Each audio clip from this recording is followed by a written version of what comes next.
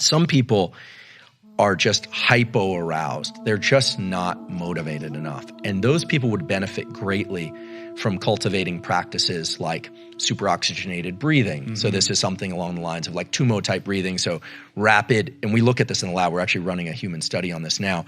So 25 or 30 deep breaths through the nose and out through the mouth, then exhaling the breath and holding, learning how to self-generate adrenaline. That's what you're doing when you're doing some that. version of the Wim Hof technique. Or that's what that is. Brian McKenzie talks about. Right. An ice bath is doing the exact same thing. Stimulating adrenaline response. It actually improves the immune system. There's a published paper on this. Releases adrenaline, which buffers the immune system against infection. But getting good at taking yourself from low energy to higher energy. And then learning how to compress your focus. And I'll talk about the focus thing in a minute. Some people are so agitated, the monkey mind, they got too many things going on and they're thinking, okay, they're trying to sit down and write. I suffer from this. And I'm feeling like, wait, I've also got this person I need to connect with. And I'm kind of being drawn off course by not being able to put the blinders on. For people that have that issue, I think learning how to calm the nervous system is very powerful.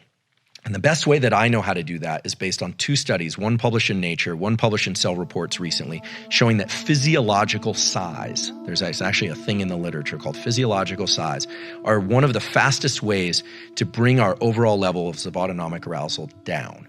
And a physiological sigh is 2 inhales followed by an extended exhale. So it's like, it's not just a deep breath, it's 2 inhales followed by an exhale, okay? And then what that does, and this has been shown several times now in humans and other species as well, is it dilates the little sacs of the lungs, and that second inhale dilates them a little bit more, and it pulls a little bit of carbon dioxide out of the bloodstream so that when we exhale, we offload the maximum amount of carbon dioxide, and it perfectly adjusts the ratio of carbon dioxide and oxygen in the bloodstream and lungs. And sometimes it only takes one of these double inhale exhales. Sometimes somebody needs to do 2 or 3. But that's the fastest way to bring the autonomic nervous system down. A lot of people need such a tool because I think we talk a lot about meditation and tools for calm. And, I can go to Esalen for a weekend and get a massage. I'm going to feel very good. But then when I'm thrown back in real life, I need something that's going to work in real time, what I call a real-time tool. And most people don't know how to control their autonomic nervous system because it's complicated. I can't control my liver function. I can eat, that will calm me, but that has complicated, issues with it too if I'm just eating to calm myself. So the diaphragm is the one skeletal muscle organ that was internally, right? We've got obviously skeletal muscles designed to move things. It's a skeletal muscle organ, unlike the spleen, the liver, the heart, etc. It was designed to be moved voluntarily. And these physiological sighs are actually occurring fairly regularly during sleep to adjust our levels of carbon dioxide and oxygen. And there's a recent study showing that in claustrophobia, this is the breathing pattern that people default to try and offload that carbon dioxide.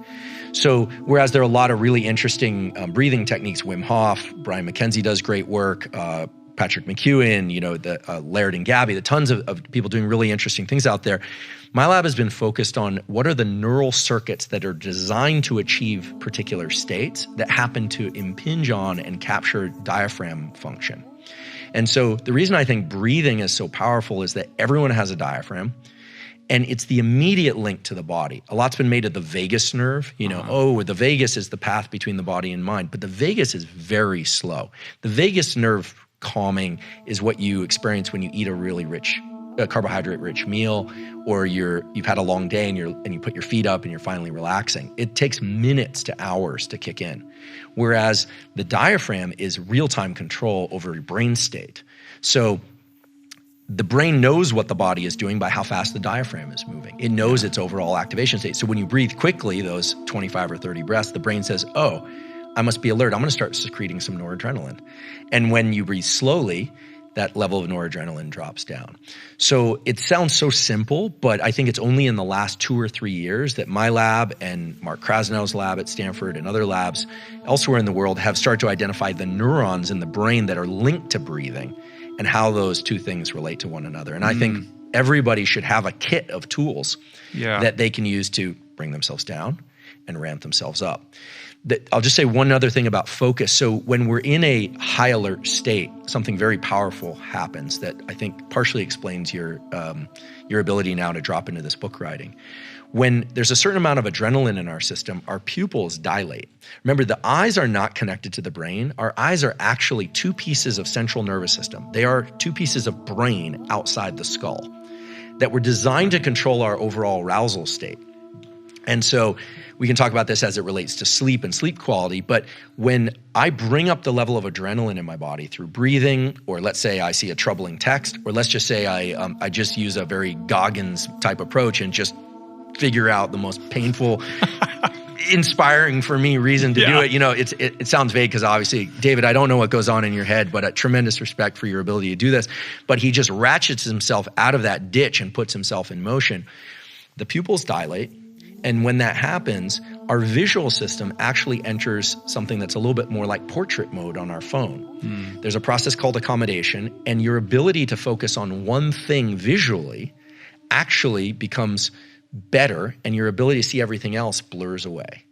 And that's the ability to just see that screen of text, or that if you work on pad and paper, to just see that pad and paper. And then as you start writing, what people don't realize is that mental focus follows visual focus. Now, in blind people, it's slightly different. It follows auditory focus. But in most people, your visual focus, as you bring that into really sharp relief, that image of your book, and you stare at it, you're going to feel some agitation and your mind's going to be jumping all over the place. But if you wait just a couple minutes, the rest of the world will disappear. I think this is sort of like the flow state people are looking for. But remember, the gate of entry is one of you have to wade through some sewage before you can swim in clear water. That's the way I always think about it. But the visual focus is what brings the rest of the brain into cognitive focus. And people in the martial arts understand this. You've probably experienced this running when you're feeling exhausted and you can just concentrate on one milestone and get there. You can almost bring that into what you're doing is you're linking that to the dopamine circuitry. You're saying that thing is the milestone, not winning the race, not some other thing outside this immediate environment, that thing. And when you're able to start capturing these peripheral circuits, meaning the body, the diaphragm, the visual system, then you start getting past this whole idea of mindsets, and it really becomes about the body setting the mind. And this is where I think when you say action leads the rest, right? What you're saying is grounded in real neurobiology.